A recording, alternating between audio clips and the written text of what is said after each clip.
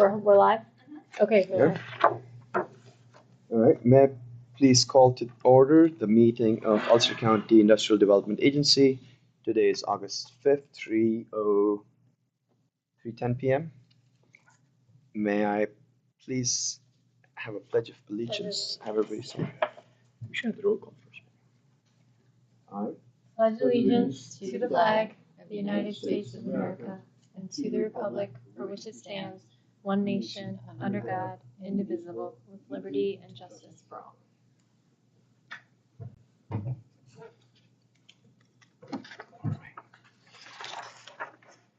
roll call.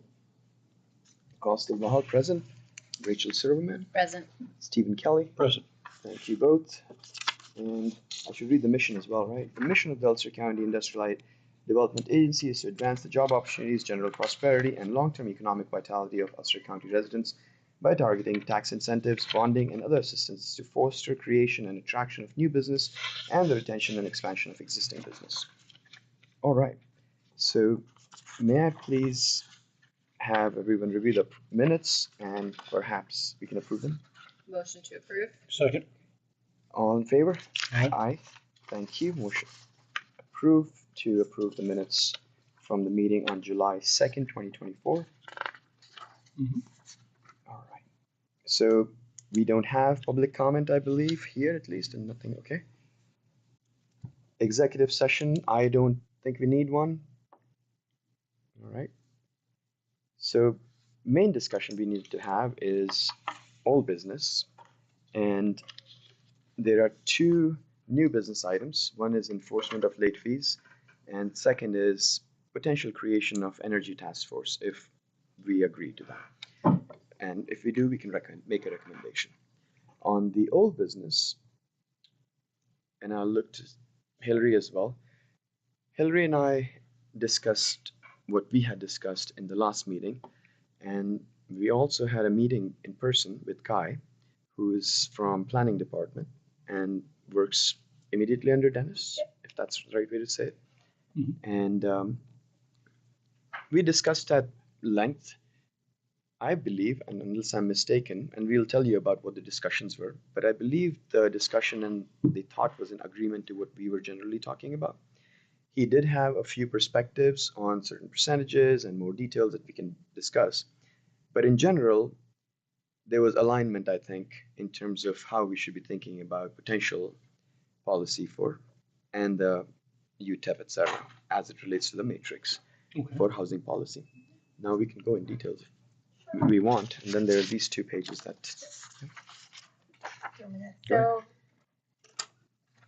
before you is it's just a confidential draft, and this is just kind of a summary of some of the discussion that we had with Kai, as well as a summary of some of the things that we had discussed at the last meeting. So one of the things that I feel like, we've kind of trying to figure out the best way to approach is the affordability component. And so a thought from Kai, which you'll see on here, is that requiring projects to have an affordability component, and instead of a very narrow, rigid view of that, which could incentivize projects to be located in certain areas of the county, and then maybe not in other areas, could create some conflict. Instead, what we looked at is that the project must have an affordability component, and so one option would be that the project is receiving assistance from another state or federal entity to include a minimum amount of affordable units that is at or above 10%. So basically, the project is hitched to someone else's wagon, so they're using another incentive that has an affordability requirement. Or another option that the project could be doing is that they're located in a village, city, or municipality within the county that has a required minimum affordable units, and that they maintain that compliance. So certain municipalities within our county already have affordability requirements. So if they're building in that area, then they're kind of hitched to that municipality, like Kingston requires 10%. So it has to be at least at or above 10%. We don't want to see projects coming in below that. And then if neither of those are the case, they're building in an area that does not have an affordability component, or they're not using another state or federal entity to help fund the project, then basically we're saying that it then has to be a workforce. And the way Kai, at least what stuck with me, the way Kai presented it, is that right now, if you look at AMI and market rate, they're kind of going hand in hand right now, but that could change. Let's say a bunch of very, very, very wealthy people move in, that could change our AMI. And what the workforce housing does is it really protects the renter from huge increases. So they're not one day paying $1,000 a month and then they go to renew their lease and it's gone up by 30%. So that workforce housing kind of either keeps the increase with AMI or not to exceed 5%, whichever is lower. So if the AMI is only going up, by 3%, then a 3% increase would be allowed. But if it goes up by 15%, then they can only increase the rent by 5%. And this really, as Kai explained it, gives some protection to the working renter. And just to add quickly, side note, that is mainly because so that we don't have to have enforcement requirement as well. Not just other reasons, but I'm assuming somebody will have a question on enforcement. How do you follow 5% and all that? Mm-hmm. We talked to Kai about it. We can discuss it in detail. But there's a potential solution where the renter can call directly to a helpline. And that which is not under us, which is under planning. Yeah, and the planning department includes that when the renter signs the lease, as part of these lease agreements, the renter signs and there's information given to them that says, hey, did you get a rent increase above 5%? If so, call us. So the county has a few ways that they help enforce these things. So from our perspective of the IDA, the question becomes, how do we enforce it? And so by having this in place, it helps us enforce the affordability. We'd only have to enforce it in the third scenario, right? Yeah, and then, but the We county... only have to enforce it, if I'm getting it right, it's only for the affordable units, right? Yes, exactly. Yeah, we don't It's not all the units. Not so all can, the units. It's not all the So if it's 10% are affordable units, those are the only ones that are subject to the cap. Correct. Yeah. If we choose that, yeah. If we choose, this is what, the planning department, when speaking with the planning department, some thoughts that they had. Is that consistent with New York State? Because a lot of the Division of Housing projects, I think that they have, I'll find out what their regulations are. Because that's another funding source that's comparable to us. And, to Kai's point is that basically creating housing is very expensive and that these typically get stacked using lots of different funding avenues. Mm-hmm. So for the most part, these projects are coming in kind of hitching their wagon to home and community renewal, other kind of federal or state programs that have these requirements in place. So that becomes easier for us to enforce. But should there be a project that comes in that's not using one of these, we still have our own requirements that are saying if you want to come to the IDA, you need to at least be doing one of these three. Otherwise, the project can't be considered by the IDA. But the Maybe we should also have an exclusion that if the property tax exceeds 5% in any 1 year, that they wouldn't have to pay that either. I mean, that's you mean a growth in property taxes. Yeah. So, but what happens if the process gets if the project gets reassessed at some future date and it's more than 5% more than a year?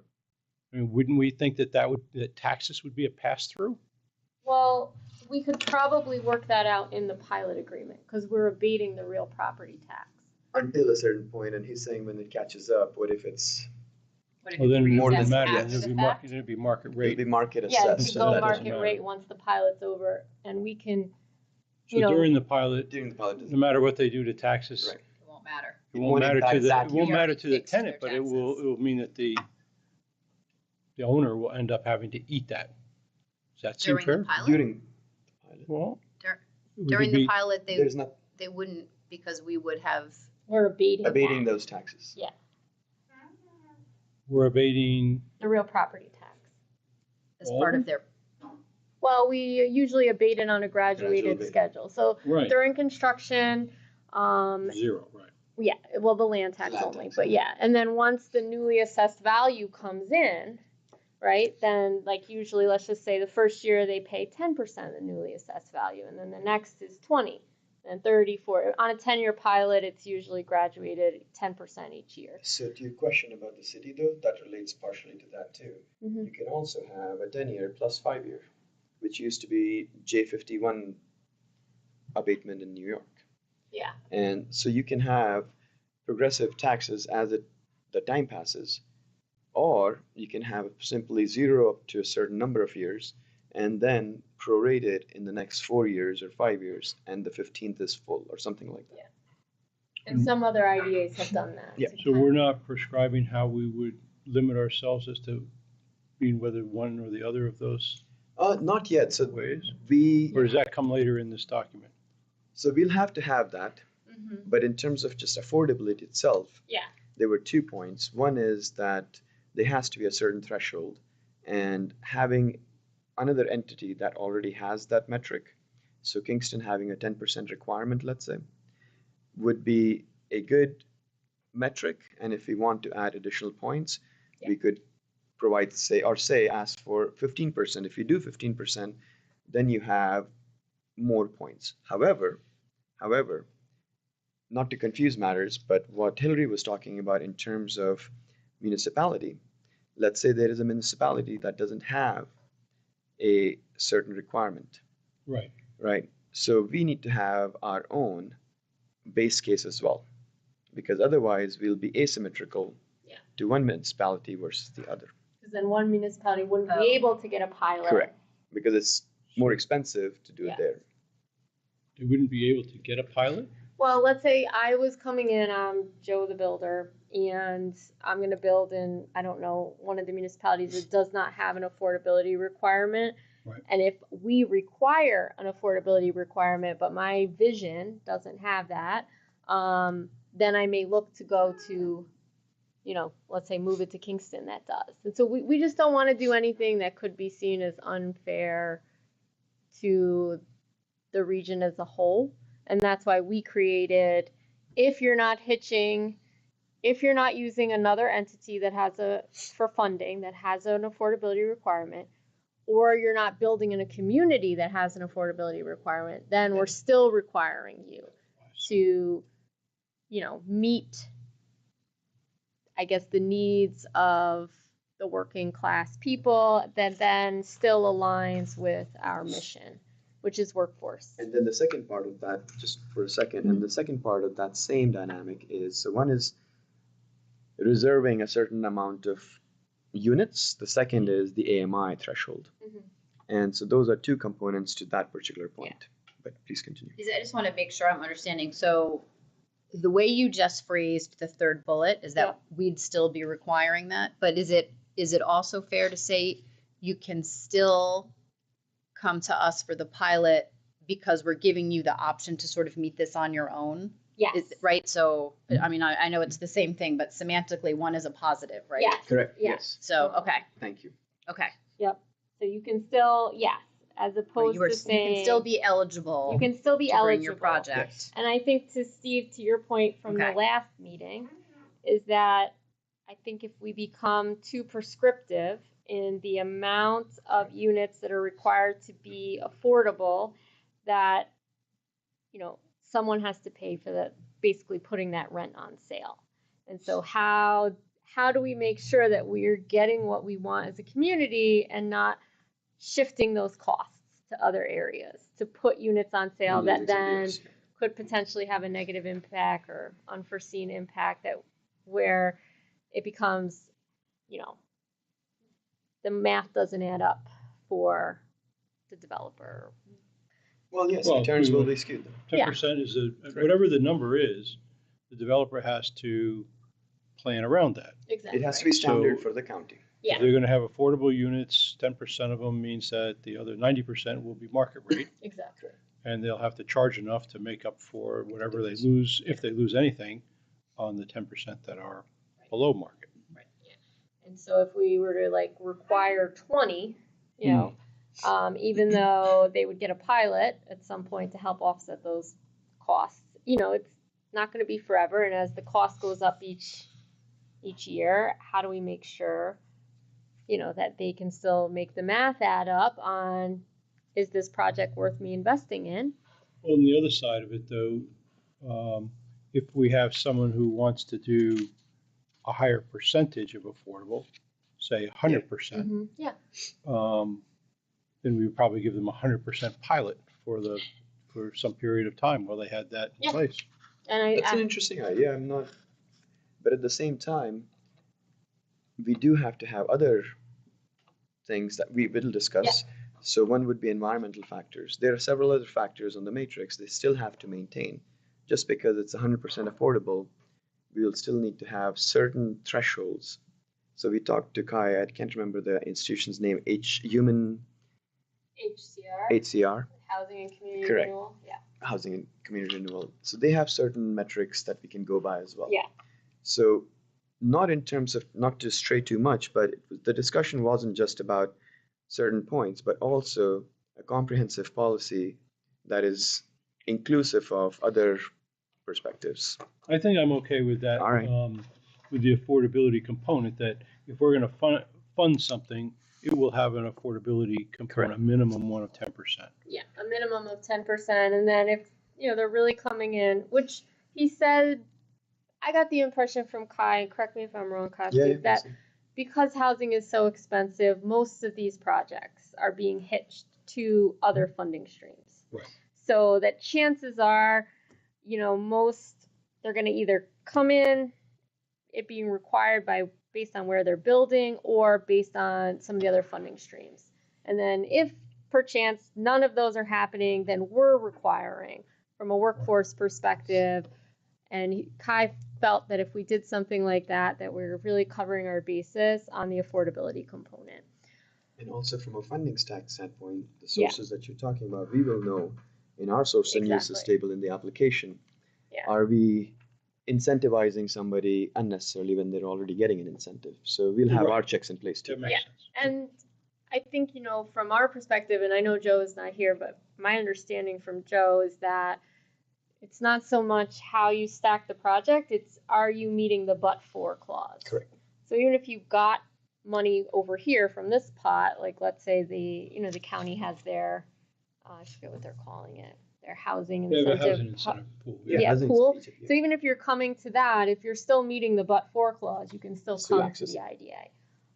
So yeah. And while you speak of Joe, we should disclose to the public that this is only a confidential draft directed to us by our council, and we're using it as a reference material only. only. Reference material only, and our hope is to create formal draft that then we will present to the board.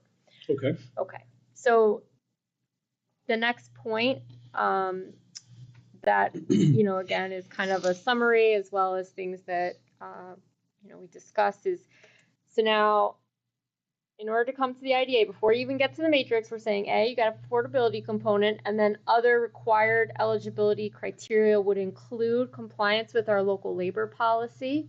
So this is just kind of what we do. And then we also discussed adding in an environmental component. And so I got to do a little research.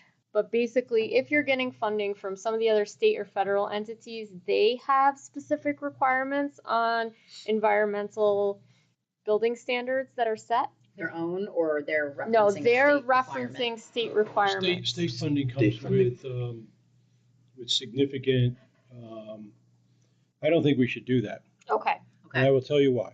Mm-hmm. I think that the state currently, in the effort to reduce carbon emissions, is requiring all heating and air conditioning typically all have to be electric. Now, if you go back a little bit further, about 80% of electricity is generated by, guess what? Coal and oil. Yeah. So it's kind of a stupid thing to do, to have the tenants have to pay a substantially higher cost for heat when 80% of it is generated by actually it's only 11% is generated by But yeah, because it's either about 9%, it's about 79% or 80% is coal, Yeah. oil, and another 9% is nuclear. Oh. Which, I guess if that you consider that to be clean or not is, I don't know. It's probably clean when you do it, but then you have to do something with all these spent fuel Yeah. rods that last for thousands of years. Go in the water. I'm not sure what happens to those, but that's it somehow may have some legacy costs, so we say. Yeah, yeah. So I don't know. I think if folks aren't looking at that and they're looking at how can they have true affordability for the tenants, Yeah. electric is not necessarily the way to No. go, especially as we move more and more to electric. There's something called the market, supply and demand. So if the movement to electric happens faster than the clean energy expansion, and if it happens faster than the grid can support, which is a problem for all the electric cars now. Yeah. Look at California, where they've been really effective at moving. It's caused them a lot of times where they can't run their air conditioners in the evenings when they're at home on hot days. So One thing I was going to say on the electrical, I can see the point. I don't know whether I agree or disagree because we're not making a decision right now. I Right, do of see the course. point though, because EVs, since you're taking that example, I remember reading a metric recently, and I can't quote it just yet because it was a news article, that 30% of the existing EV owners are potentially going to switch back to either hybrid or internal combustion engines. I saw that So too. I saw don't your know point. How And true that's that here. is. Yeah, I don't guess know. all but- I'm saying is that, yeah. so if we look at it, if someone's going to be taking state and federal money, which Right. requires that, Yes. then I don't know, then we've already said that Right. we're not taking a position. Okay. But I'm not sure that we need to take a position if they're not. Suppose I that they think so. come to us, I agree. we may end up being Yeah, yeah. an alternative that doesn't require that, which may, especially if the cost of energy of electric Yep. spirals, Yes. we may be that last place where they And- could get. I Get funding. think it's an excellent point. I think it's a prudent not point. necessary. It's not adding value to our mission Yes. of Right. the housing policy and what we want. it We're trying to build accomplish. houses. Yes. Also because if you go I agree deeper, completely. I completely agree now, because if you go deeper, I don't want to pay or burden somebody else to pay for distribution costs. And that is one of the reasons the cost is so high. I'm certainly not Right. against green energy. No, I no, agree with what no. you're saying. And- I but- totally But I don't know understand. why Yeah. that's our business. Yes, I agree. That we would Especially- require I agree. something, an additional cost. Yep. When someone else needs to make that analysis and decide what's best. No, you We're make not in a the great business point. of And, that. Should So we can keep donate it out, it in our actually. housing policy. Yeah, and Yeah. I think, to your point, just for some background context, when I was at that conference, it wasn't NYPA, but it was some, power authority for the state, or it could have been on the federal level. But basically what they can't do is create grid capacity on speculation. There's like this, so even if like Costuba said, well, I'm going to build this great giant project and I need this to be built out, this grid capacity needs to be at XYZ and you need to build it out. So even though there's federal money there to help offset that cost, my understanding is the power company can't access that on speculation. They have to wait till they actually are out of juice. Yeah, and they also need to create twice as much grid capacity as use. Because if Gotcha. everything is being used at the same time, you have to have double it or the grid starts to trip off. So there's a lot of this chicken and the eggs things, and I like your point. I think we shouldn't. We don't have it's to be the not our determining role agency. Yes. to get into that, and we don't know what kind of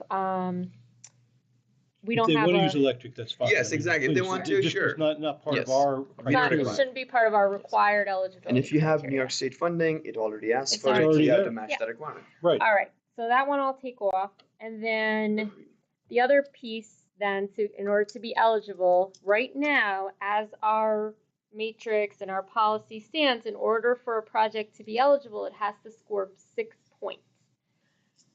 Now, because we're not, housing projects don't typically create a lot of jobs, it becomes harder for us to evaluate those and come up with a ton of points. Right. So as opposed to Kai's point, which I kind of like, as opposed to creating tons and tons of columns to keep it simpler and then just drop the number of points. So instead of having to get 6, you have to get 4, and then just kind of streamlining some of the columns. So at least we're not eliminating certain projects too early.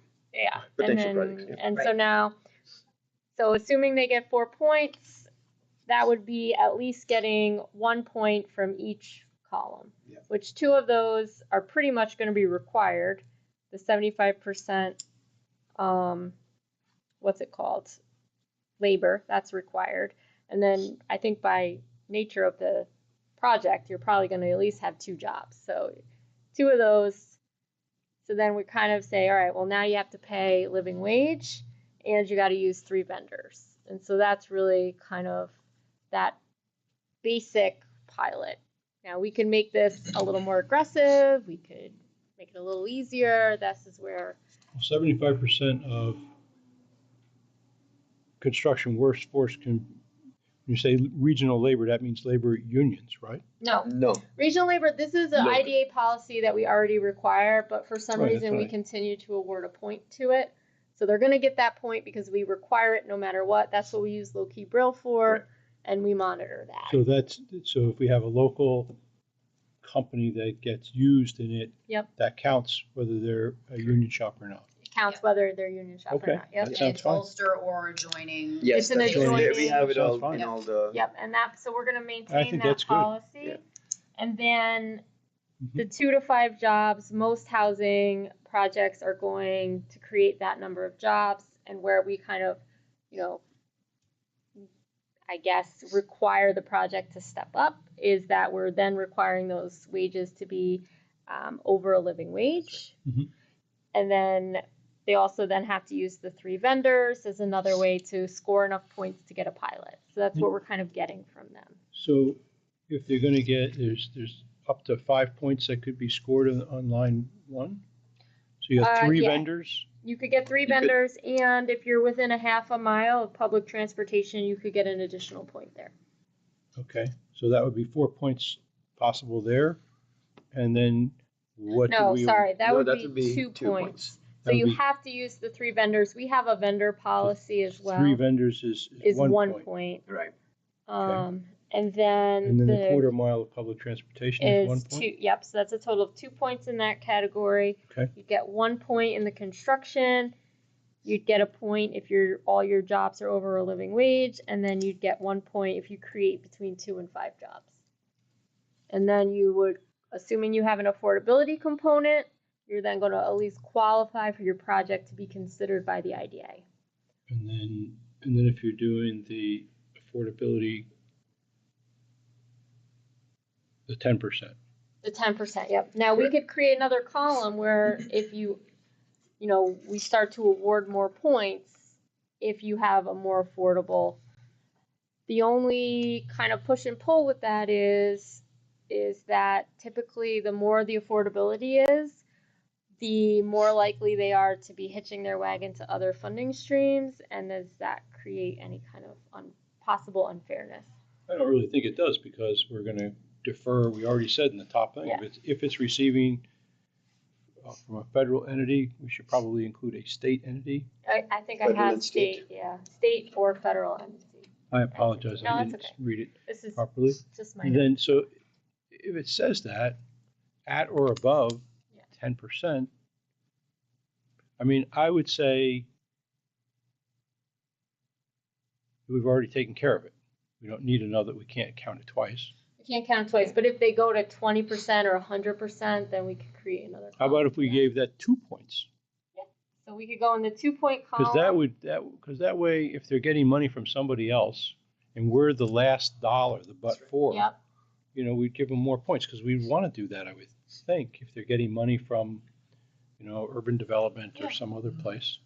So do you want to do like 20% they get 2 points, or 50% they get 2 points? Or 50? Well, we could do. Let's say 2 points at, over 20%. All right, 20% is, That works. So over 20 would be in the 2. And 20 or do- above, how about that? 20 or above, yep. 2 points. And then. Because what that does is that if it's over 20%, it is doubling the Mhm. amount of Yeah, affordable we get units. that many more units. That's a lot Yeah, of units, That's and, a lot. and that would be good. Yeah. And then what do you want? Do you want to do a 3-pointer that if they're over 50, they get 3, or 100% affordable? Do you want something like that? Would you like to see that? I kind of would. I think that our goal here is to be that but for Yep. as much as possible. And we know that a lot of these deals, certainly the ones I've been involved with, have involved multiple funding sources. Yeah. You get the state, there's the feds, there's a lot of banks have special deals for housing, affordable housing, because somehow they're able to write off tax credits or something. Yeah. There's new markets tax credits. There's lots of different funding streams. And to the extent that that turns into more affordable housing, we should be more interested in being that last dollar to get it done. So So to that point, should we have different categories, or should we say from 20 to 50, 20 to 40, or so on and so forth? How do we want to do it? Because that could be cut several ways. Might as well make a decision now. Well, I like the idea if we, if it was 20% gets 2 points, maybe we say if it's over 50%, it would get 2 points or something like that. An additional 2 points. An additional 2 points. Okay. Because Well, then that would be enough. If they have all the money to do a project and half of it or more is going to be affordable, we're just putting in whatever the amount that's the end. so 20 to 50, then 50 and above. is 50 2 and more above. points. so every If the majority, all right. once you get over 50%, Right. if If you the are majority of it's going to majority be affordable affordable, Well, housing, then you get all. you're getting 4 points. You're You're getting getting all 4 the points. What that means is that You get all you the don't- points. If you're over 50, you get all the points. All right. right, like, but that's what it going means all is in. that we don't have to look at other criteria because that's the criteria. That's the key Yep. criteria. And that way, if And we're then they've met it. and we become the last dollar to make it happen. Yeah. No, it makes sense. All right. It's simple too. Yeah, and it is simple. And then it doesn't. So it's 50+%. 50 Yes. plus percent is 4 Yep. points. Total 4 points. Yep. 4 But points. if you're over 20, you're getting 2. 20 to 50, you're 20 getting to 2. 2. Right. 20 to 2. 50. 50. If I mean, you're there over we're going to 50, look at you- it, but then you're going to reach need the some 4 other. points. You're I going to need think- some other points from someplace else. 20 to 49. 20 to 49. That's what I was thinking. Because 50 Yes, is 20 to 49. Yeah. 49 point, yeah, whatever. That 40, is. We it's should- a half a unit. I got You're, you know. Yeah, you've got- yeah, yeah. yeah. All right. So that's good. And we'll add that as a column. Yeah, I No, think this is good. that All would right. that Yeah. should help us fund some of these projects where Mhm. we will be the last Yes, that's right. the last No, I- piece of the funding. And this should make it attractive too. It should, because it's not, and it's also, it's attractive in that it doesn't say you can't come if That's you're right. not 50% No, that's affordable. No. Yeah. That's right. So But you only get 1 point. You're going to have to earn. you're gonna points have to someplace earn else the rest of your otherwise- point. And if you're going to do the minimum required as per the, I'm just taking Kingston's Yeah. example, then you get the basic. Yeah. 2 points. Yeah. Okay. So I like that. And then if we look at some of, and this again is just kind of summary of discussion, pen to paper, where we were giving 2 points was if the jobs were at about 6 to 10. So these, and then 3 points is 11 plus. No, these are continuing jobs after it's built, or this is After it's- including the construction work? No, these construction jobs are not included, and these are permanent jobs. And the 6 to 10 or 11 plus, these are pretty much reflective of a mixed use project. You're not really going to see that many jobs created Or a housing for a project. housing project. So Yep. from an IDA perspective, a mixed use project is something that Be better. aligns better to our mission. So Mhm. that's why we're giving additional points Yeah, on it that. makes sense. 'cause, yeah. I absolutely agree with that. And then the wages is, I copied over our protected wages as what we have now in our policy. And this would probably again align with a mixed use project, these wage numbers. So unless you want to change things, but it's more, this is what we're already doing. So And Yeah, then that sounds fine. Yeah. I think And that's great. then It's very straightforward. we start to give more points on the construction jobs if half of those are paid at prevailing wage. And Mhm. so either that means it's either a union shop or a shop that is agreeing to pay prevailing wage, even Right. if they're not in the union. So, and Mike could probably explain that better, but I know that there are shops that are non-union but pay prevailing wage. Yes. So then this is something low-key bro would monitor for us anyway. And then again, we go up, we give 3 points if it's 75% falling into that. Well, you know, he has a conflict there to even say that because that's how he gets paid. Sure. Yes. But I think from a just informational on what shops are paying prevailing wage but are non-union. So this is not a requirement that it's a union shop. It's just a requirement of prevailing wage. Right. So, in that respect, we are awarding points based on that. That sounds All fine. right. And then as in our current UTEP, we do have an environmental sustainability section. Mm-hmm. And so this is the 2 point is a copy over from what we currently do, which is either the use of an existing site, using a shovel-ready site, a brownfield, a designated business park, energy efficient, or renewable energy use. That's our current language. We want to keep that for I'm not housing. sure brownfield helps a lot, but for housing, but okay. Yeah.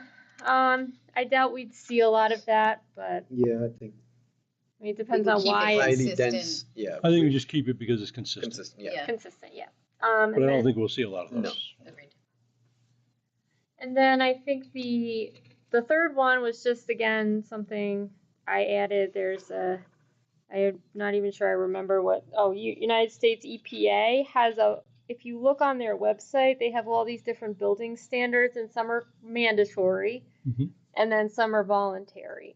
And so we would just give, An we extra could point award if they got that. more points if they're voluntarily using green standards. But on the flip side of that would be if let's say Costube has a project and you have a project, Steve, and Costube is getting money from an entity that is then giving him money to use more environmental things, and you're not getting that same money, does that make it unfair? That we're awarding points? capital, basically. Yeah, we're awarding points. I would think for theory. building standards, if we're getting the state and federal affordability, financing, they already do that. Mm. So, Yeah. Then are we I'm not sure. giving- Then we're giving a point. For For something something they're that already getting they already paid have to to do. do. Yeah, Duplicated. exactly. I mean, it might be fine, but I'm just saying that But if somebody is getting some other source of funding, should we be mandating that? Because that's what we're doing. Or, mandating, or are we incentivizing something that they're already getting funding to do? Well, if they're getting state or federal money, it comes with The requirement. those kind of requirements. But if they're not getting that and they still come to us, Mm-hmm. are we going to mandate the same standards that they would have to get from the federal and state? I think it's the same. We don't have to, right? Because we it's don't the same have to. as Okay. the second. So we're really just doing it for counting points for. Correct. Yeah, it would just So if they're be not doing that, then don't they get- can't get 3 points. Yeah, they can't get 3 points. However, my only concern would be I don't know how the federal and state money is structured, but let's say you're tapping into this pool over here and they say, okay, well, if you build it green, we're going to give you an extra 50 grand to cover some of those costs. Then Mhm. are they unfairly getting 3 points because they're already getting money to do something from somewhere else? So it's not really coming out of It's their a own pocket. requirement. But the question is, can they do the I same would see thing it in a different county? I was saying that just looking at the other way, if they weren't getting federal money that didn't require that, is that something that we need to require? Because then we're at a disadvantage. Yeah. We're creating an additional cost if they have state and federal money, then they're accepting that money and it comes with the strings of that cost. Do we want to also incur that cost for them to get an extra point? Well, they can go to a different county and do the same thing. Yeah, So without. do we want to incentivize them, or do we want to Is our goal to have more housing, or is it to have somebody else Right, get more exactly. housing? Right. I mean, I think we want to have housing. Yeah. So- I think, I would be Go okay with moving Well, we're that, not yeah. requiring it though. no. But Would if you're we- doing it, then you get You get extra the points. If you're doing it, you get the points. Are we practically, potentially sending someone to another county? I'm not, Maybe not. I'm not, Maybe not, because we're I not don't required- think we yeah, are. Because we're not the I'm not really initiator. against green building stand. You know, it saves money in the long run. I'm about, economics and Yeah. and the economics of Yeah. green is that it Yes. saves money in the long run. The only place where it might not is electricity, where it's a supply and demand. We're not building any new power plants, and we're moving to electric faster than we're able to sustain it. What I if- think Go ahead, sorry. last point, I think I see what Rachel is saying. It's really, we are saying that we are green supportive. Yes. Yeah. That I is think it's pretty much okay. what it is. Yep. Yeah. And the cost is already being burdened to, say, the New York State or something. So, Well, if they have New York State money, if they're just coming to us for money, right. I think we should just leave it on. I think it's a good. I think Yeah. leave it on. Yeah, it's good. Yeah, And let's, we could also refine this a little bit, where Yes. maybe they have to show us You're not- their, like a cost benefit analysis or something that they've done. What they have to be following another standard, a green standard that Well, a green we'll have to standard, see. you'll have to prove it somehow. Yeah, they have and, to prove it. They can't Right. just check the box and say, "Oh yeah, it's going to be green." and then it has to be specific to the project too. well, Yeah. they would have to. The architect would have to Correct. meet those requirements. They have to Exactly. sign off saying Yeah. that it meets. Correct. Those requirements. Okay. All right. So that's our environmental. And then we have community investment. So we already have a community investment policy, and but some things that we added is, well, we discussed the 3 vendors, but then we also said you maybe get 2 points if it's a mixed use. These are just ideas. The housing development is in an economically distressed area with a vacancy rate below 5%. And then you could also get 2 points if you use 5 vendors Instead of 3 vendors. instead of 3. If you up your vendor That's a number. separate- Because you get 1 point for the 3. Yeah, you get Right, 1 so point. those are 2 separate items then. One Yeah. Yes, they all, is- yeah. Each one is a separate item. Mm. Um, We wanna Mixed give it use, its own housing box. development, and economically, yeah, we should bring yeah. So mixed use housing is 1, and Yes. then development should be a capital then correct. because it's a new It's idea. a new bullet. Yeah. Okay. Oh, well, yeah, mixed use, comma, and then housing development. I was trying to get this all to fit on one page for ease of the And then discussion, third is- so, It's all fine. It just needs a Yes. period and a capital Yeah. so we know where one ends. It's One not a end. comma, really. It would be a period. it would be the next thing. The Yeah, third one is housing would useful. be- Yeah, and in, Okay. ideally, these are bulleted, so they're Yeah, So clear. they would yeah. be bulleted would be Mm-hmm. clear. Ideal. Yep. Yes. Just want it to be um, clear, that's all.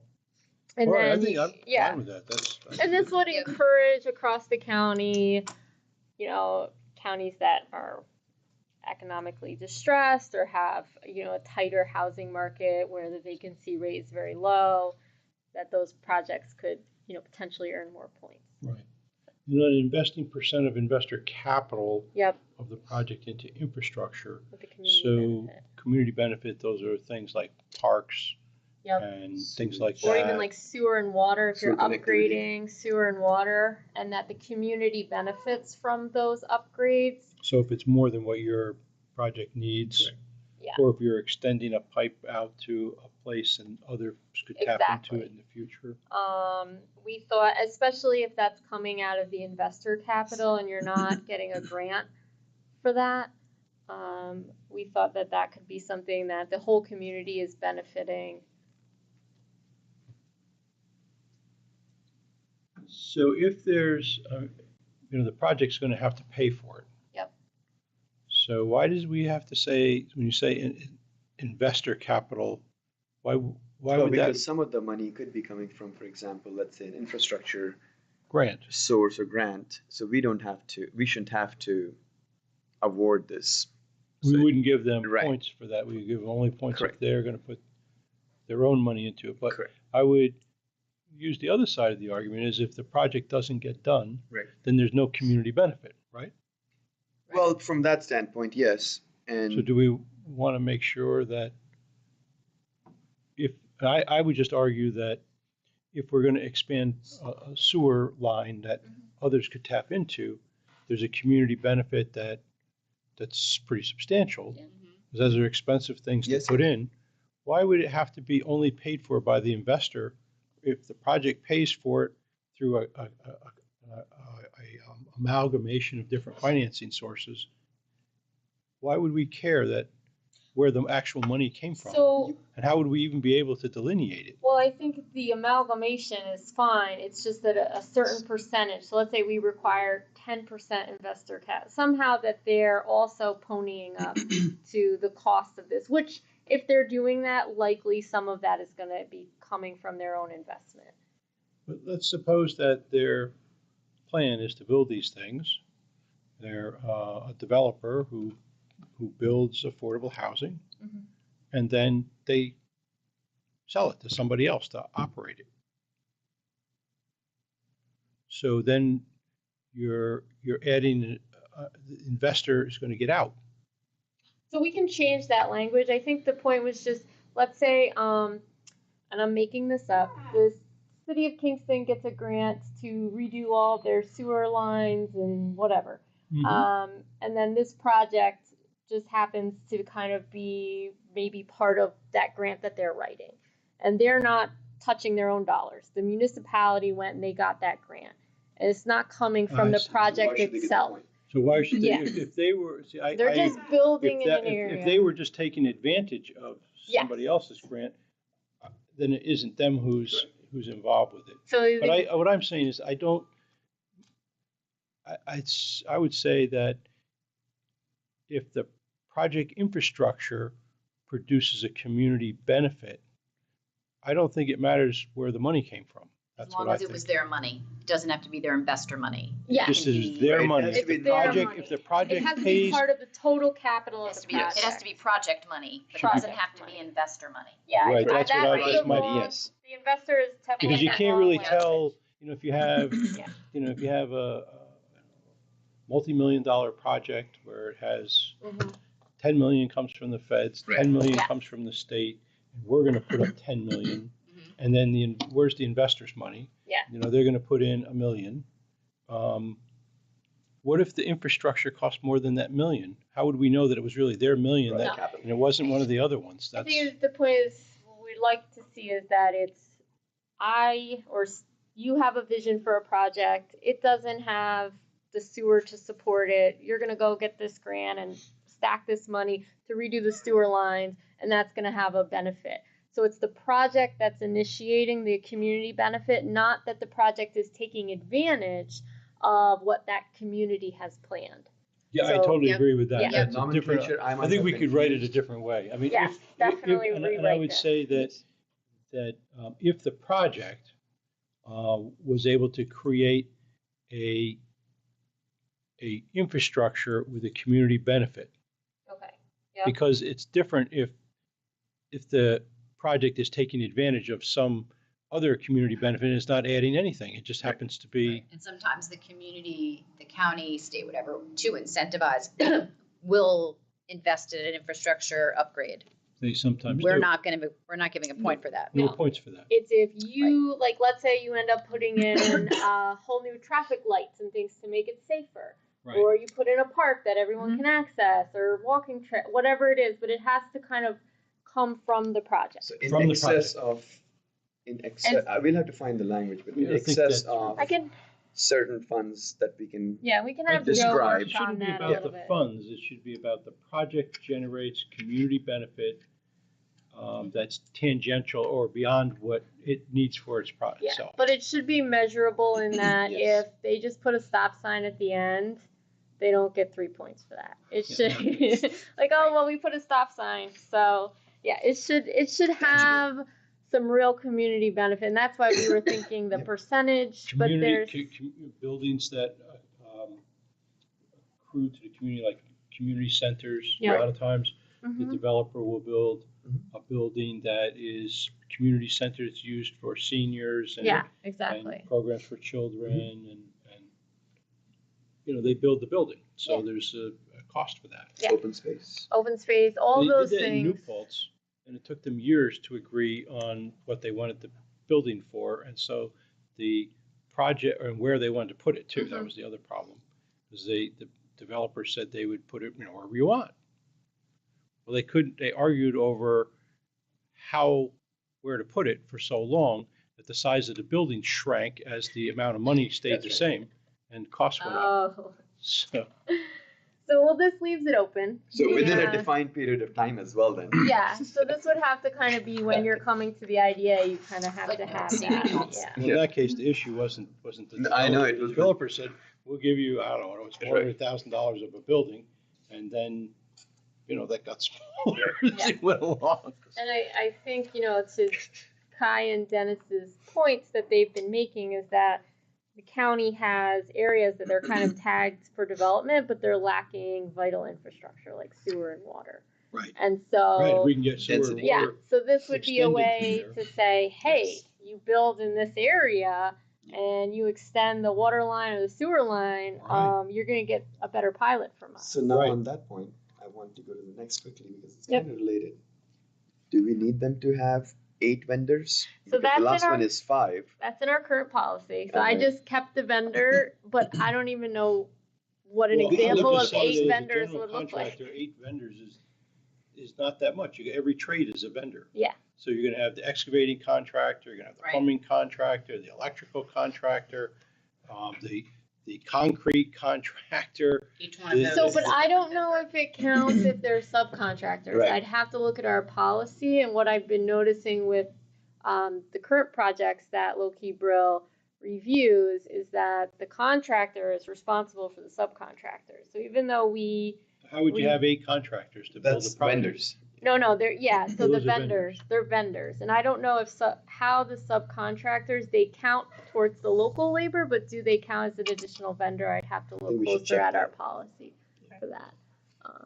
Yeah, we need to know what are vendors. Yeah. But what if vendors counts. are trades, then that would be very trying to see if doable. It it's- won't hold them back at all. And I didn't print out the whole policy, I just, to give you guys. Yeah. But if Right, it's but not, that- then But it I could be could look. penalizing. Yeah. Yeah. You just need to know that, because Yeah. if you have a general contractor and they're the only ones that's the vendor, otherwise we just need to know what that is. How many vendors, all right. You know, And then- what is a vendor? Contractor, vendor definition. Yeah, so this is just copy and pasted some of the legal, language in our current policy, but if you, So so we need now to we've change this. decided, well, we will change it, yeah, and I'll have Joe change it to reflect the agreement. But now the next thing to look at would be, let's assume it says 4 instead of 6. Right. But we have our 3 categories of pilots currently. So we have, it's called category 2, which is our 10-year pilot that starts at a 50% exemption going, across 10 years, ending at 5. Category 3 is 100%, and then 10% each year. And then category 4 is a 15-year pilot starting at 95% going to 10. So, I don't know a ton about the financing of housing, but I would imagine, unlike if you're building widgets, where, you have the potential to ramp up business and earn more money, your potential may be a little more capped when it comes to housing. So do these pilot schedules make sense when it comes Well, to housing? That's I the would next say question. if our goal is to incentivize affordable housing, I would think that more affordable housing would get, maybe it does in the points. I don't know. We'd have to just sort of score a few examples, because it's hard for me to imagine how that all works. But the categories is based on the score, right? So But also, I guess the question is, 12 or does more points. How many does number of the years, let's say? slope, does this increase, decrease? See, I think this really works for an industrial. Yeah, Right. it does. It doesn't It work does. for It doesn't housing. work for Housing, housing. housing is a long-term thing. Yes. It's I know. People are living there. So yes. this is And the do next they need- big We're just hurdle trying to for get you people guys. to be So- profitable so they can pay their taxes. Yeah. Here, we would want to have it that, the taxes are basically passed through. So if you have higher taxes, it's going to be passed through. So we would want to have that be for a long period of time. Yeah, So we would exactly. be granting a long pilot so that there would be a long period of time that that property would be not be market based Mm-hmm. for the. And I think we would want to look at that in a way, and we may want to revisit the points. We want to award a lot of points so that we can give the maximum, or maybe even a different schedule for housing, because this is really for industrial. Yes. It is, and I feel like one of the things Joe created a potential schedule on another one, and I feel Yeah, like that came from the guidelines I had written. Yeah, I feel like I might have to keep talking. So here's So what I'll I'm just- thinking. If we go back to the front page where we had the 10% and we had the 20% and that's and right. the 50%, Correct. that we would look at that Longer and longer. and those would be the different Categories. schedules, categories. So for 10%, 10% isn't going to generate a real long-term, And so. or maybe it ramp would, but up on their actually pilot it would, but the yes, pilot would would be have to. small. The pilot would be smaller because it's only 10%. Where if you have half or more than half of your being affordable, then we would want to give you a pilot that was, I don't know, it was higher to begin with, so there's a benefit to the project than the 50%. But I would say that we would want to grant a long-term pilot for the affordable units to keep them affordable.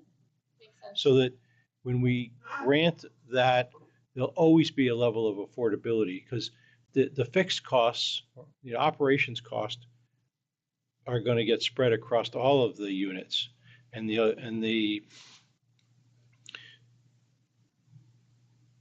plowing snow and things like that. There is no real difference. Mhm.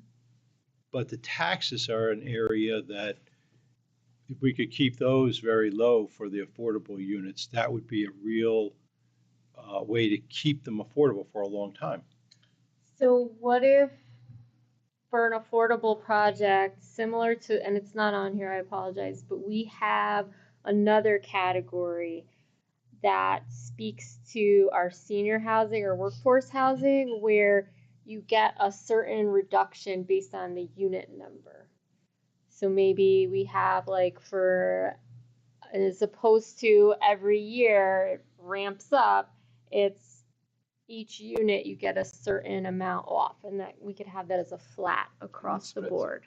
And so you don't lose that incentive until the pilot's over, Yeah, as opposed to gradually Gradually. losing the incentive. yeah, Because it could become unaffordable pretty quickly it could, as it Mhm. graduates, right? especially depending Right. on. Then it wouldn't be affordable housing No, anymore. that's Then right. you're back But it to would have an market-based. end. There'd be a cliff It will at the be a end. cliff. It'd be a big Let me cliff. look on my computer. We because did Joe in the had projects that something we like did, that. we had a 20-year pilot that pays a certain amount during that period of time, and like $300 a unit or something. So that gets passed through to the tenants during the 20 years, and after 20 years, it becomes no longer unaffordable, and so then there isn't the rent control that went along, because the capital costs have basically been depreciated. Right. And the pilot then expires. Right. And I think that's fair, And they because become market rate at then that they point, become And then it market becomes rate. bullet. and there's no protection for the tenant, which is what would Not happen if you lose anywhere. affordability. That's for what would anything. happen, right? And then so nothing's forever, So Right. and so but then 20 years is, seems like a long time. But the day after Labor Day, I will have been there for 20 years, which 21 years actually. It's a long time. That is a So long time. it goes by. But in real estate, I think 20 years actually isn't that long. I think 15, we should perhaps think about 15 and onwards. The reason I think about it is because 20 is not long, but there are certain other things that I have seen. You must have heard of it too in New York City, and I'm just thinking about cities. Density is different, so it's not exactly comparable. Mhm. But there were programs. One was J51 that I mentioned earlier, 10 plus 5 years. Mhm. Then there was another one, I think it was 425A perhaps, which was 25 years of abatement. And then after some point, or very little, 95% was abated and 5% was to be paid every year. Then the third one was also there, which was affordable, where you could own at the end of certain time, and you were not allowed to sell for 15 years because you just couldn't get out because it was affordable unit. After 15 years, when it becomes market, then you can sell it. So this was not rental, this was a sale. So those are the three that I remember off the back. Well, we may need to do a little more work on this Yeah. over time. Yep. But I'm a proponent that if we're going to have something be affordable, that, one of the large operating costs, you think of your own house, you got to heat it, you got to electrify it, and you have to pay taxes. Those are your biggest costs.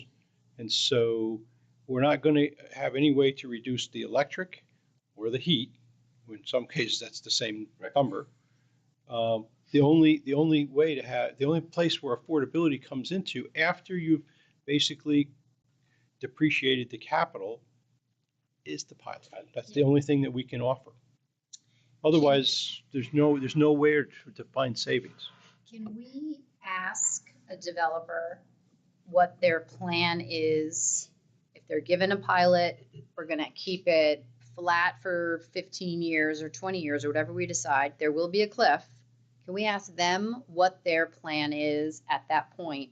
Not that it would impact the pilot, but that it becomes part of the record so that people go in knowing, people living there know, any other entities that are investing in this building know that this is an element to their affordability is the pilot, and it is going to end here, and this is what they're saying their plan is. So everyone knows in year 16, their plan is just to throw up their hands and make it market, or their plan is something else. Right. But can we make a good faith disclosure? Declaration. Well, I think there part should be a of disclosure. Long-term and- plan for the project. Yeah. But I think having a pilot that's different than with an industrial thing, we're trying to have a tax savings to them so they'll locate the project here, and with the thought that they'll come up to market rate taxes as their business grows to pay for it. Here, there is no business to pay for it.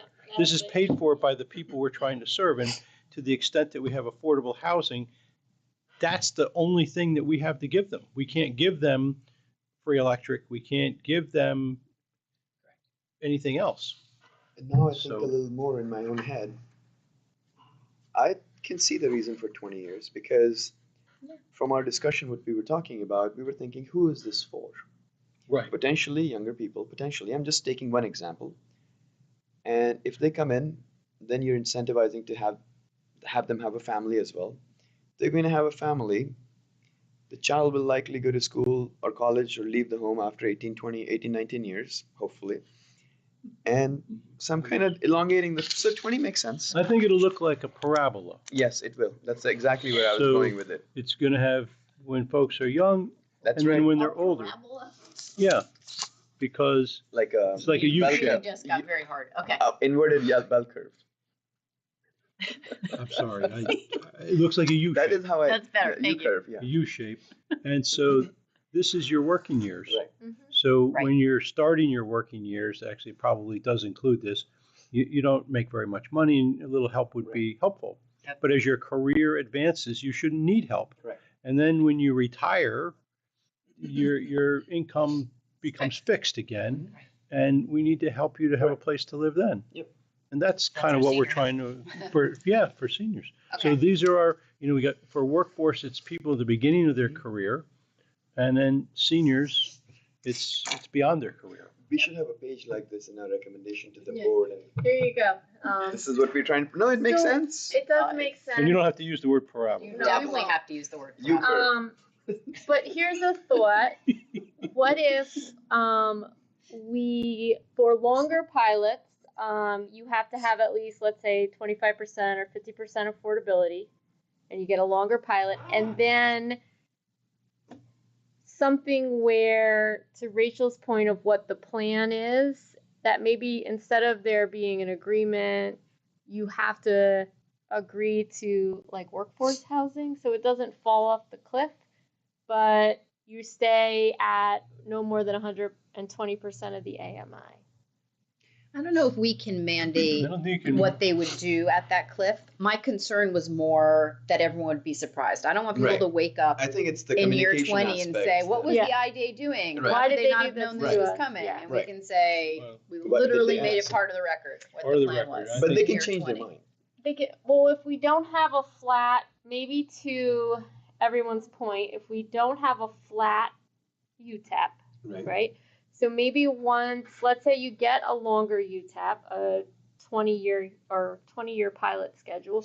What if once you hit 50%, you can drop the affordable units? Like, let's say you have 50% affordable units, you can drop those to 20% and replace them with workforce housing as the pilot. That could be one way for the developer to match the costs, since, you know, they can't ramp up business any other way. That we would agree, once you hit a 50% abatement or halfway through your pilot schedule, you could reduce the amount of affordable units, not to be below XYZ amount, and switch them to I workforce think it should be units. scaled to the affordable units. So if half of your units are affordable, the 20-year pilot, most of the tail of the pilot, you know, maybe you got the first 5 years where you get a nice big up, maybe you get 100% for 5 years, and then the next 15 years, it's only on the ones that are affordable. Oh, So I if you like have, that. Yeah. I mean, that's what I was thinking the whole time, because Oh, we're okay. talking about how to keep He's things talking about all affordable. of it. But market is market. The Once it's life. market, it's Yeah. market. There's nothing, there's no, you know, it is what it is, whatever the market is. Yeah. All right. But that way we are incenting them to say, oh, look at this. If we do 51% affordable, that's going to stay affordable for a long time. And we're going to get a big lump.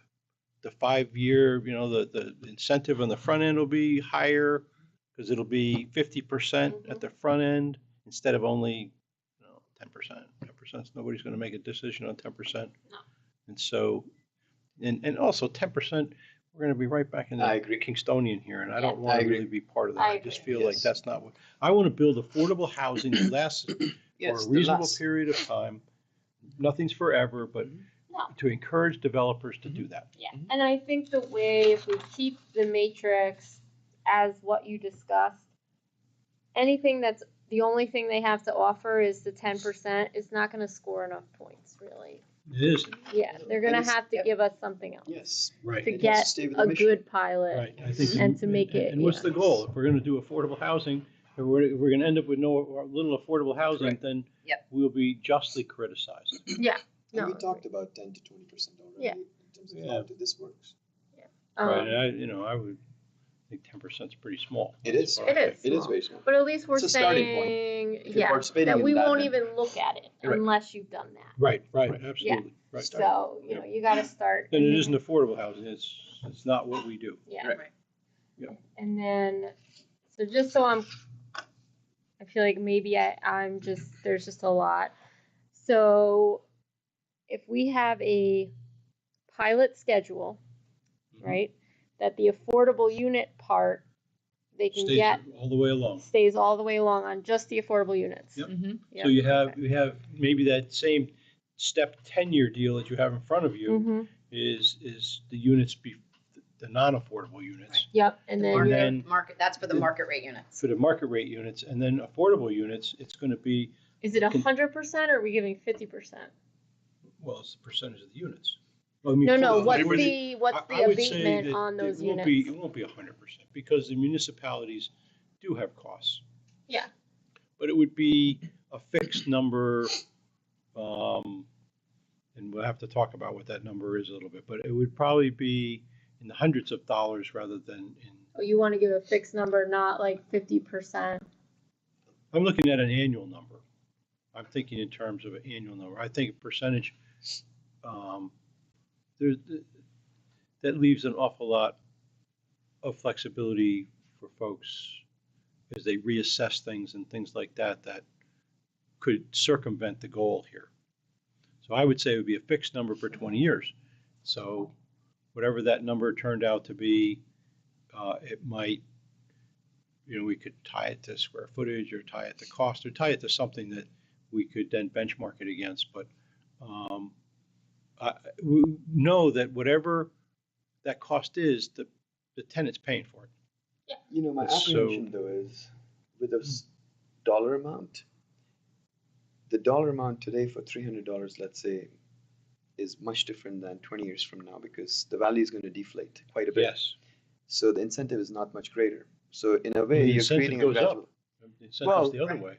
Well, And depending it, on and it- yes, it creates a larger Paying for the leverage in the town future. could be greater. could be greater. The Which pain is would be what that- the greater for issue town. is. Is that actually correct too? That's the There thing. would be a greater pain to the town. Right. Yep. So is that actually the correct way to look at it as well? Because then you're Well- gradually increasing it, not What we're doing here is we are trying to have affordable places for people to live. And everyone, that means that somebody else has to pay for it. But if So we, it's not- but if we hold flat a number as opposed to a percentage, Mm-hmm. we are in effect over time lowering right. it. We're not, over time, increasing it. we're not holding it flat because of the value of the dollar. We are in fact, Good deflating it. All right. Going well, down, I could right? see it being a percentage of the, the fair market tax. But it would be a low number because we're trying to, because it's, You do 25%, they get a flat pilot of 25% for the, on the affordable unit. So there's the affordable unit set aside. So let's say it's 100 units, because my math's not great. 50% of those are affordable. So you get, on the non-affordable units, you get your 10-year pilot.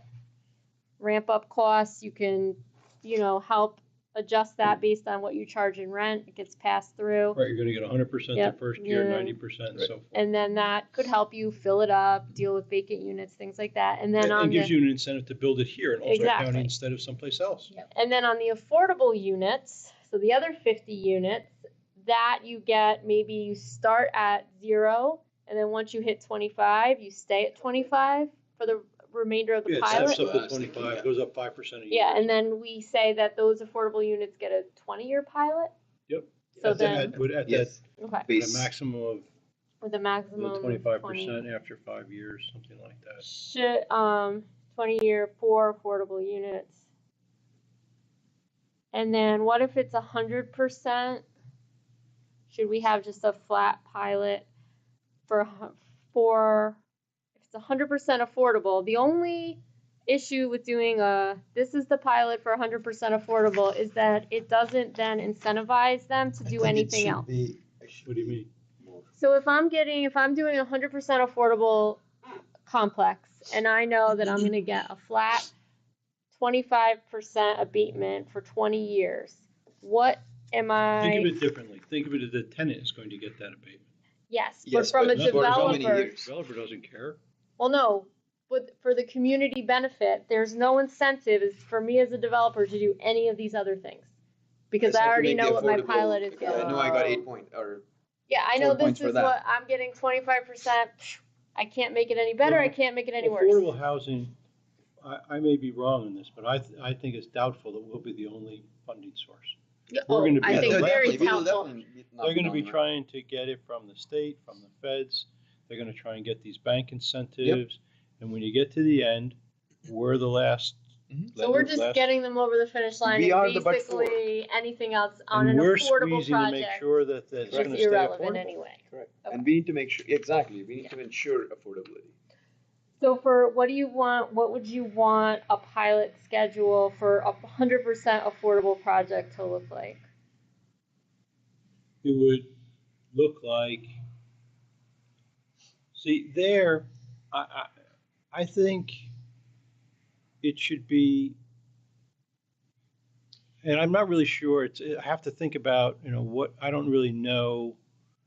What we're trying to do is, how much a month do we think That's right. it's gonna add? And that's what I'm looking at.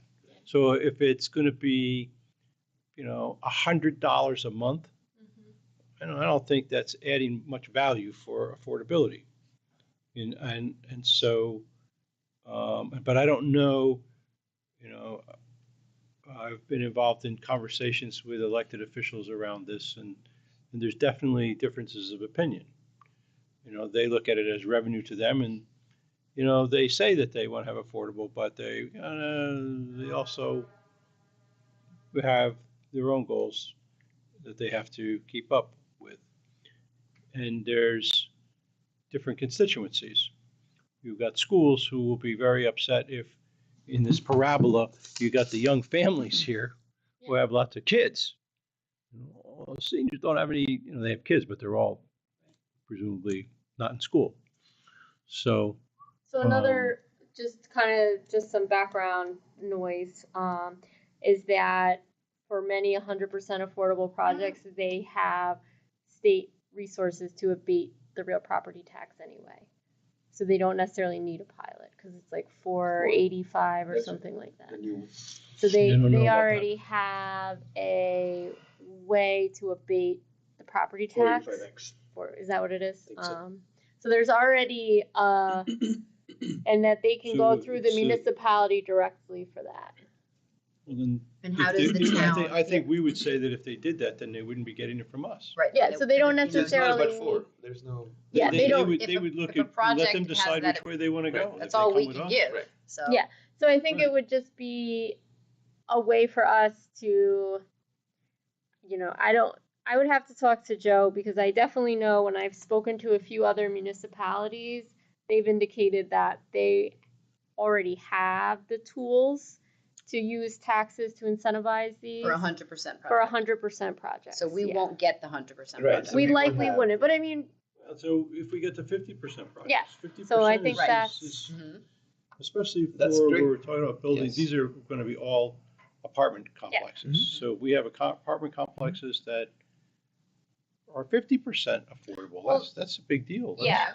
So, and the thing that I think where we would want to focus our energy on the affordable ones is not necessarily building this, but they could come to the IDA for bonding on new construction for housing. And right now, from my understanding, is that HCR is kind of tightening up their lending. They are. Yeah. Quite a bit. And so what we use now is one application to review any type of incentive for the IDA. So we want to make sure that even though it's likely that these projects would not come, these 100% affordable projects are not going to come to us for a real property tax abatement. They may come to us for bonding or other incentives. So we want to just make sure we have a way to So evaluate that'll that. be for UCCRC. No. It could be They'll for have to the come IDA. for us. Yeah. They'll have to come through us. Well, the UCCRC, I think, is bonding for So it's nonprofits. not-for-profits. Yeah, They won't it all could be a not-for-profit, nonprofit. too. But yeah, the for-profit, there are some for-profit, Yes. The developers who do it are for profit. yeah. And then they could come to us, but it's new construction only. We cannot issue IDA bonds on Right. renovation. That's new, I think, this year, end of last year. So if somebody was to, Renovate, not a mixed use, like renovate something completely, which was industrial, let's say, Like the mall. and let's they say, make, yeah. yes, or the mall, and they make affordable housing or Units, yeah. workforce. It's renovation, it's conversion. Yes, How they do we could see come that? to us for the tax abatement. We just couldn't issue a bond for that. That's the only difference. we can issue one for that. We couldn't issue because we can only issue bonds on new construction only for housing. Okay, then we know that that's the Okay. case. And Yeah. if they're doing something at the mall, Right. if they're gonna tear down and build new, then we could help them. And if they're gonna just try to use what's Renovate. there, renovate, then we can. Or Well, if they're we doing could help a new them bond. for a pilot or for sales and use tax, mortgage recording tax. But for a bond, Mhm. if they were doing, let's say, X portion is old building, there is a section that is new New building. building. Yep, We can we do could a that. new We building. could do that. Yes, that's my understanding, and from Okay. Okay. bonding, every time it gets too in the weeds, I'm just curious. it's always like, well, it's very complicated. We'd have to look at the project. So Yeah, that's let's- the only thing all right. about bonding that gets. I But think that Yeah, should that be would a be big deal. but I don't anticipate. I just think we would need to be mindful of the fact that the people that build 100% affordable housing may be coming to us for bonding because that is more difficult to get right now from HCR, is what I've been told. So that's okay. Yeah. But if there is a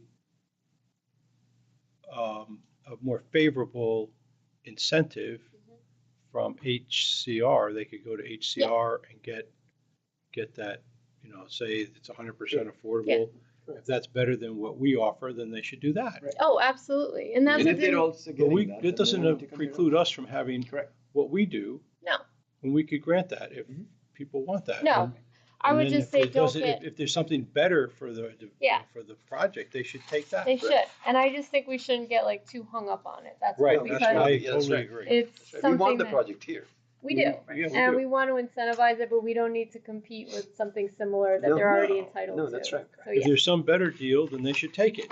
Okay, so I'm gonna take these notes and have Joe draft a UTEP with a matrix. Is there any other things that you'd want to see in here, discuss, or have Joe consider when it comes to housing? No, I don't really think so. I think we covered the main things. We looked at the criteria for the scoring. Yep. And then we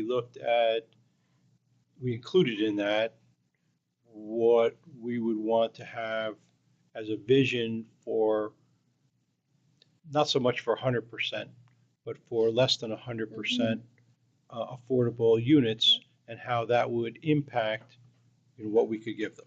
Exactly. And no Okay. buyout option, right? And a what? I'm sorry. No buyout option. No buyout option, yes. What is a no buyout option?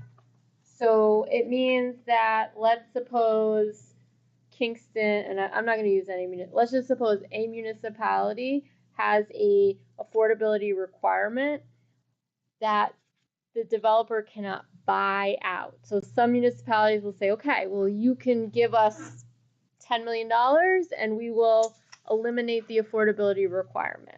So we're saying that if you are building in a city or municipality that has affordability requirement, that you don't buy out of that requirement in order to be considered. Because we want to have affordable housing. We don't want you to buy out of it. Because I think Kai was showing the math, and there are many cases where it will pay in the long run for them to buy out of that requirement. We're saying, no, you have to. It'll be cheaper just to have it all be market rate. Exactly. At the end of the day. Well, then it's not affordable. Exactly. So we're not. We need affordable. So even if you're building in that Yes. municipality that has the It allows affordability, you cannot do it. you via can't lobbying. buy out You to come can't to get, us you can't get benefits from us if you're going to buy out of the affordability yeah. Right, because we don't fund pure market rate projects. No. They You have to have at to least have 10%. something. Yes. Or if you have none of that, you have to do all workforce units with no more than a 5% increase. So people know what to expect, which that's what we put in here. Yep. Okay, all right. So I will have Joe, so just timeline wise, Costume, have Joe draft this, send it to you. What are you thinking about when you'd like to review this as a committee? Do you want to have a meeting in September before the next board meeting? How do you want I to? think Yeah, I we would could- like to have one, but I Yeah, we spoken to could do the that. Yeah, and then present it to the Yes. board at the September board meeting that you're on. the objective, and we've discussed this earlier. If possible, we should at least attempt to make a recommendation in the September meeting. Okay. I think we make a recommendation in the September meeting, Yes. be able to discuss it and debate it. Correct. We spent a lot of time here sort of hashing it out. Yes. Yep. And so we won't have to hash it out. We'll be explaining it and hoping to gain support for it Yes. from our colleagues. Correct. So it would be good to have us get it finalized Yep. and then be well prepared to defend what we came up with. Okay. And I'm not sure that we'll be 100% done by the next meeting. We think we'll have it, but we'll look at it. We may see something that we Well, want we We have a can to share recommendation the and- draft We can share the draft, and prior in to the between, meeting. I will speak with council as well, Yep. and then we will meet also. So we'll have one more Yeah. opportunity before the next governance meeting. meeting. Yep. To meet. I guess all I'm saying is that when we see it on paper, it may look different than we. Yes, absolutely. right. Yeah, Yeah, absolutely. no, And 100%. they And may this think is of something We'll my have time. notes. This is not Yes. Well, that's fine. in the just legal notes. context. Some of this he Yes. may say, well, you can't do that. Well, So. Well, it's You directed might. by the council. You're not, the IDA can't do All that. right. So, okay, so I like that plan, and I will get you guys a draft from Joe or Chris as soon as we can. Okay. All right. Okay. So we'll follow up on that and come back. For new business, there's an item of enforcement of late fees. Hillary, do you want to? Sure. So, just so everyone knows, we had 3 projects be issued late fees. We've received payment from 2 of those projects, but the KARG2 Kingston LLC, which is the Kingston Medical Properties, has not paid their late fees. So, Which building is that? Where is that? that's like the Marys Avenue campus. So they have multiple tenants in there. Which So is this part of WMC? See Health, yeah. So they're the kind of like owners of the project, and then they have multiple tenants, one in New Vance Health. And even though WMC Health was phenomenal, he and I spoke on the phone many times, the tenants were less than amenable in getting us the documents. So what we did was this went out to any project that owed a late fee on April 29th, and on it was the requirements that they were initially sent, which I highlighted for them. And then I highlighted the required documents and then the dates in which I actually received it, so they all know why they were getting a late fee. They didn't just get this in the mail. They got it highlighted. So who is the late fee assessed to? Isn't it So assessed it's to the owner? assessed to the project, yeah. So this was. Well, it's up to them to get it done. So I have, we sent this out on 5/29. They replied back saying, well, we already paid it. And I said, no, you didn't. You didn't pay a late fee. On 5/13, I sent it out again on 7/8 and again on 7/25. And we have not received payment yet. So what of are this. our options to enforce payment? So our options would be to have council draft an enforcement letter. And What is our ability to enforce it? What if they say, we're not going to pay you? so then we can, in theory, initiate like clawbacks. I mean, that's a little extreme, but that's Yeah, our but if remedy they for really I everything. think we should do that. But if they're being We should belligerent, be then setting, yes, we yeah, should. the tenants are not our problem. Correct. No, they're not What our does it have to problem. do with us? Yes. We don't It have is a their relationship with responsibility. tenants. No, we don't. And Yeah. so, I think that's not, I think we That's should, not negotiable. we should. Yeah. We should well, we want to talk about enforce this. clawbacks. Yeah. So I can have. Well, first is the letter. Yes, Well, first yeah, letter. council will draft the letter. Strong letter. A strongly worded letter saying. With Naughty, highlights naughty, saying that naughty. clawback exists. Right. And it even is in here, that this could. You didn't highlight that. I should have. Yeah. They got it all highlighted. Everybody did, and let me tell you, once they saw this, when they called tried back. to get around it, they were like, "Oh, she's right."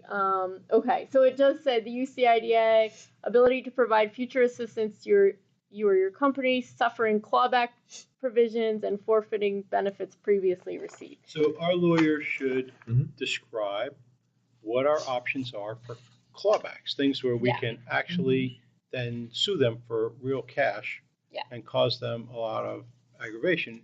Because our, I mean, Expensive than That's right. $750. Yes. right, and we will add more onto it. I mean, we could not be happy And they'll with have to that. pay for Could it. be more. Yeah. And so they did ask, even though I've emailed it to them, that we change this address on here, which we did, and that went out on 7/9. So, Okay. Yeah. anyway, but I'll let Joe know. So that was that. We just want to be able to, and I'm going to tell them I've been directed by our governance committee Yes. to enforce this, and maybe that will, Yes. I'm sure Yeah, they're going to be some- really afraid of us. Yeah, that's right. I think lawyers' letter might be helpful. yes. I think just outlining what the magnitude of the clawbacks could Yes, be. exactly. Yeah, It could be a whole exactly. lot more than, piddly $750. I think just the Yeah. legal costs will be more than 750. The person who read that letter really might not have appreciated the significance. Yes. They of that. did not. Trust me. They didn't know. They don't. They and didn't. They don't understand. That's why I tried to make the letter very clear. And the tenant, that's not an excuse. That's really. No, and he knew. He was like, "Can you try to call them?" So I did. I was calling the tenants What? too. Why? You should not. 'Cause No, they you were should not not- call them. Well, they weren't responding to this guy, and I was like Well, so feeling what? bad That's for not- him. That is That's not his a problem. responsibility. Well, I also have to That's- file the Paris that's his report. job. It's fair So enough. at the end of the day, I'm the one that needs the paperwork. Well, he's the So- one who doesn't want to be clawed back. I'm sure there's. But she No. can't file her Paris report then. I can't file my Paris report. So anyway, we're here to be supportive of Well, the if we project. can't file our Paris report, we We should claw back every penny. Oh, I agree. But anyone who did not get this to me on time was not a lack of us reaching out to them, because Yeah. I was calling them. I saw the 4 dates down below. Where is it? All right. All right, so that's next that. item. Okay. So this is a discussion that I think we should have, given that there's a lot of clean energy or energy-focused potential prosperity that could come to our region. Yeah. We should be thinking about and be proactive about, not be reactive when it happens, to have some thoughts in place. For that, potentially, we could use a task force. And I believe there is somebody in our board who can be helpful in that sense. Yes, yes, I exactly. think that would be great. I mean, look at that battery company, escaping my, Zinc 8. the Zinc Zinc 8, 8 yeah. folks. Now, if that should materialize, that's an incredible benefit to have that in our county. And I would say it was the same for all of these renewable energy and ways of multiplying renewable energy, whether it's in batteries or it's in Ways of capturing and generating. capturing energy and transforming it into some kind of way to save it, all those things. I would think if there's any way that we could be helpful to those kind of companies, we should do that. And having, I think, a task force will help us understand that. And I believe you and I have spoken, and I believe Trevor. Chair Ham Yep. Okay. and you have spoken, and Trevor would be helpful in terms of chairing that if we want to, if he's willing to. I think he would He be. is. I spoke with If him you would, I briefly. would think that would be fantastic. Yeah. Yeah, I he think I spoke with him apologizes, briefly, so. he had a work thing come up, and he was hoping to Yeah. attend today to give his background in clean energy and has worked in, a Could only multitude. benefit us. Yeah. Absolutely, and energy is very complicated. Just to give you a little perspective, is that IDAs, because sometimes energy projects do not create jobs, Right. the state Things has like been ongoing jobs. transmission lines. exactly. The state has been very clear, though, that IDAs can incentivize clean energy projects. And I actually just got a call the other day, right before I went on vacation, wanting from Barclay Damon. Is that? No. Am I saying it wrong? Anyway, and it was some sort of large business consulting firm, kind of like KPMG, one of those. Anyway, they were wondering if we have a specific energy policy, because Right. they're looking to see, what the different incentives are. And Yes. so, That could be something that the task force could exactly. That's exactly make right. recommendations. That's what we're looking I think at, it'll to be- get some recommendations. I would certainly support that. I won't speak for Trevor, but it would be more understanding the market, understanding what we could and could not do, Right. and then also understanding whether we need a separate UTEP policy, which we should, I believe. I don't have any other thoughts. This is my opinion. And then also how you would implement it. Do you really directly go out and source it out? And or do we work only with other counterparts that we have? So there would be several things we'll have to think about, I think. Yeah, I think the first thing would be trying to figure out, understanding Yes. what we could do. Yeah. And then look at designing a program that's favorable Mhm. and then marketing it. Attractive, beneficial. So that we get jobs here that in the renewable energy sector that, Mhm. and I think we should think broadly about that. It isn't just, I don't know what it is, but I just to think broadly. No, I agree. Because we want to create as many good paying jobs that are going to last into the future Mhm. rather than investing in, I don't know, Etzel bearings or something that, is sort of past. Yeah, and then the nice thing about this policy is it will let us take some of the types of jobs that we want to create. And if we don't have the energy capacity or the grid or the infrastructure to create those, how is our policy attracting what we need to create those kind of jobs in the future? I was on some website today, and there's this websites like New York for Nano or something. But basically, what New York State is trying to do is getting ready for some of that CHIPS Act money to come in, kind of mapping out our nanotechnology sectors. And We'd like to have some of that. yeah, Here, and that's I right. noticed in Ulster County, we've only had one business listed on there. But this is a way to kind of, and I reached out to economic development and say like, hey, let's work on this map together. It would be great. We have so much going on here that should be on this. With the Where are energy they going? task force. Well, they're on vacation over there. So anyway, but the nice thing would be is, okay, let's look at what is our actual capacity here, and does it match the types of jobs we want to create? So if we're saying we want to create all these clean new energy jobs, if all we have that's, perfectly suited for development are warehouse types, if what we have is like, oh, this is great for warehousing, but it's not great for, clean energy jobs or these clean battery jobs, then having a really nice energy policy could help incentivize the types of capacity building, clean energy capacity building that we need to have here in order to create the jobs that we want to see, even though we know at the end of the day that that project may not create more than one job. It will lead to being able to create 100 Yes, I jobs. see. So that's what we're the trying gateway. to do is Yes, it's the balance. gateway, exactly. And the state has told IDAs that they can do this. Oh, okay.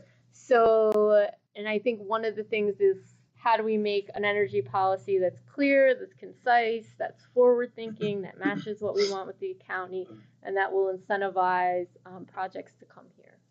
So should we be recommending this to the board, and We for should. that we should vote on, I'm assuming? I can't hurt to vote. Go ahead. Okay. All right. May I get a motion to propose an energy task force or recommend an energy task force creation to the board on the next board meeting, please? Sure, make a motion to recommend the Energy Task Force to the board. Second. All in favor? Aye. Thank you. I think that's a great idea.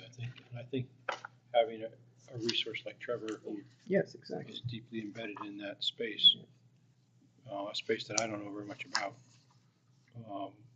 I think that would be really good, because I think there's a big upside for Ulster County if we could have those kind of businesses flourishing here. Yeah, and there's just so many ways Yeah. that this task force could be beneficial, and to not have Trevor have an outlet for all of the knowledge and Well, information also, that it's he not has. just energy production and No. transmission. It's a lot of ancillary and other Yeah. supporting and other things that Right. come with it. Technology and I several just of think things. that it's just fascinating to me. Yeah. All right. So that is all that we have on the agenda for today. So this is very helpful, and thank you, of course. So can I get a motion for adjournment for this meeting, please? So moved. Second. Thank you. All in favor? Aye. Aye. The meeting is adjourned. It is 4:47 p.m. August Wait, 5th, don't turn it off. We have 2024. to do UCCRC. Oh, Yep. right. If you're ready, I can call this meeting to order. All right. May I please call to order the meeting of Ulster County Capital Resource Corporation, August 5th, 2024. It is 4:48 p.m. All right. Roll call. Costa Hall present. Mrs. Rachel Silverman, Present. Mr. Stephen Kelly. Present. Thank you. We have approval of minutes. If I could get a motion to Motion. Second. approve. Thank you. All in favor? Aye. Aye. Thank you. Minutes approved. Public comment. We don't have any. Public. Executive session. We don't need. Old business housing policy discussion. I can say that we can reflect the comments from our discussion at the UCIDA meeting and into this, unless there is anything else. No? No. Okay, perfect. So that was old business. New business is the Energy Task Force creation. For minutes, I think we should note that we voted and discussed and voted and will be recommending to the board a creation of Energy Task Force. Thank you. May I please seek a motion to adjourn the meeting? So moved. Second.